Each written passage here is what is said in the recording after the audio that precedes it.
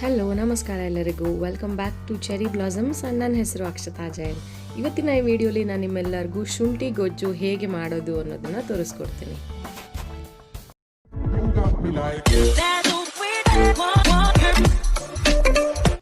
ಮೊದಲನೇದಾಗಿ ಒಂದು ಪ್ಯಾನ್ಗೆ 3 ಸ್ಪೂನ್ ಕೊತ್ತಂಬರಿ ಬೀಜ ಹಾಗೂ 1 ಸ್ಪೂನ್ ಮೆಂತೆ ಕಾಳುಗಳನ್ನ ಹಾಕಿ ಹುರ್ಕೊಳ್ಬೇಕು.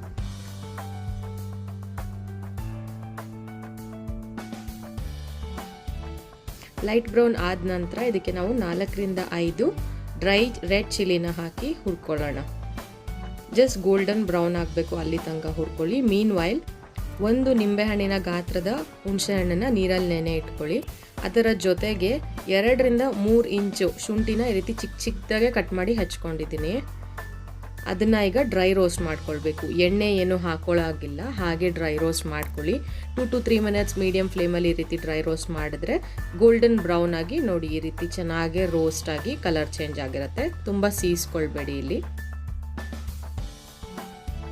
ಇದಾದ ನಂತರ ಕಾಯಿ ತುರಿನ ಕೂಡ ಹಾಗೆ ಡ್ರೈ ರೋಸ್ಟ್ ಮಾಡ್ಕೊಳ್ತಾ ಇದ್ದೀನಿ. ಎಲ್ಲದನ್ನು ಗ್ರೈಂಡ್ ಮಾಡ್ಕೊಳ್ಬೇಕಾಗತ್ತೆ. ಕಾಯಿ ತುರಿನ ಮಾತ್ರ ಸಪ್ರೇಟಾಗಿ ಹಾಕ್ಕೊಳ್ತಿದ್ದೀನಿ, ಏಕೆಂದರೆ ಎಣ್ಣೆ ಅಂಶ ಬಿಟ್ಕೊಂಡ್ರೆ ಗಟ್ಟಿ ಆಗಿಬಿಡುತ್ತೆ, ಪೌಡರ್ ಫಾರ್ಮಿಗೆ ಬರಲ್ಲ. ಸೊ ಫಸ್ಟ್ ಎಲ್ಲ ಡ್ರೈ ಇಂಗ್ರೀಡಿಯೆಂಟ್ನ ಗ್ರೈಂಡ್ ಮಾಡ್ಕೊಂಡು ಅದಾದ ನಂತರ ಕಾಯಿ ತುರಿನ ಹಾಕ್ಕೊಂಡು ಗ್ರೈಂಡ್ ಮಾಡ್ತಾ ಇದ್ದೀನಿ. ಇದಾದ ನಂತರ ಒಗ್ಗರಣೆಗೆ 2 ಸ್ಪೂನ್ ಎಣ್ಣೆ ಹಾಕ್ಕೊಳ್ತಾ ಇದ್ದೀನಿ.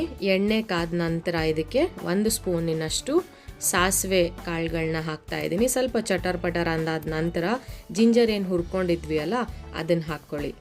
ಅದು ಹಾಕಿ ಇಮಿಡಿಯೇಟ್ ಆಗಿದ್ವಿ ಹುಣಸೆಹಣ್ಣು ಏನು ನೆನೆ ಹಾಕಿದ್ವಿ ಅದನ್ನು ಚೆನ್ನಾಗಿ ಹಿಂಡಿ ಅದರ ರಸನ ಹಾಕಿ ಚೆನ್ನಾಗಿ ಈ ರೀತಿ ಕುದಿಸ್ಬೇಕಾಗತ್ತೆ. 5 ನಿಮಿಷ ಈ ಥರ ಚೆನ್ನಾಗಿ ಕುದಿಸಿ ಫ್ಲೇವರ್ ಸೂಪರಾಗಿ ಬರ್ತಾ ಇರುತ್ತೆ.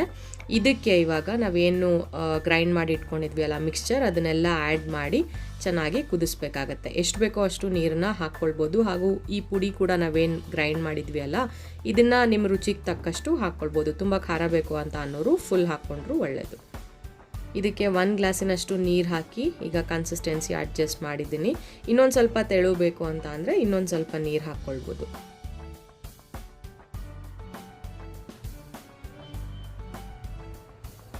ಇನ್ನೊಂದು ಸ್ವಲ್ಪ ನೀರು ಹಾಕಿ ಕುದಿಸ್ತಾ ಇದ್ದೀನಿ. ಇದ್ರ ಜೊತೆಗೆ ಒಂದು ಚಿಕ್ಕ ನಿಂಬೆ ಹಣ್ಣಿನ ಸೈಜಿನ ಜಾಗ್ರಿ ಅಂತ ಏನು ಹೇಳ್ತೀವಿ ಅಂತ ಅಂದರೆ ಬೆಲ್ಲದ ಉಂಡೆ ಹಾಕ್ಕೊಂಡಿದ್ದೀನಿ ಸ್ವೀಟ್ಗೋಸ್ಕರ. ಇದರ ಜೊತೆಗೆ ಲಾಸ್ಟ್ಗೆ ಉಪ್ಪು ಹಾಕ್ತಾ ಇದ್ದೀನಿ. ಉಪ್ಪಿದುವರೆಗೂ ನಾನು ಹಾಕೇ ಇಲ್ಲ.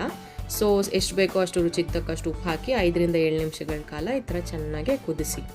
ಕುದ್ದಷ್ಟು ಮೀಡಿಯಮ್ ಫ್ಲೇಮಲ್ಲಿ ರುಚಿ ತುಂಬ ಚೆನ್ನಾಗಿರುತ್ತೆ. And it is like ready to serve. ನೀವು ಇದನ್ನು ಮುದ್ದೆ ಅಥವಾ ಬಿಸಿ ಬಿಸಿ ಅನ್ನ ತುಪ್ಪಕ್ಕೆ ಹಾಕಿ ಸಾರನ್ನ ಕಲಿಸ್ಕೊಂಡು ತಿಂದರೆ ಸಖತ್ತಾಗಿರುತ್ತೆ taste. I hope you like the video. ಈ ವಿಡಿಯೋ ಇಷ್ಟ ಆಗಿದ್ರೆ ಲೈಕ್ ಮಾಡಿ, ಶೇರ್ ಮಾಡಿ ಹಾಗೂ ಸಬ್ಸ್ಕ್ರೈಬ್ ಮಾಡಿ. ನಾನು ನನ್ನ ನೆಕ್ಸ್ಟ್ ವಿಡಿಯೋಲಿ ಸಿಗ್ತೀನಿ. ಧನ್ಯವಾದಗಳು.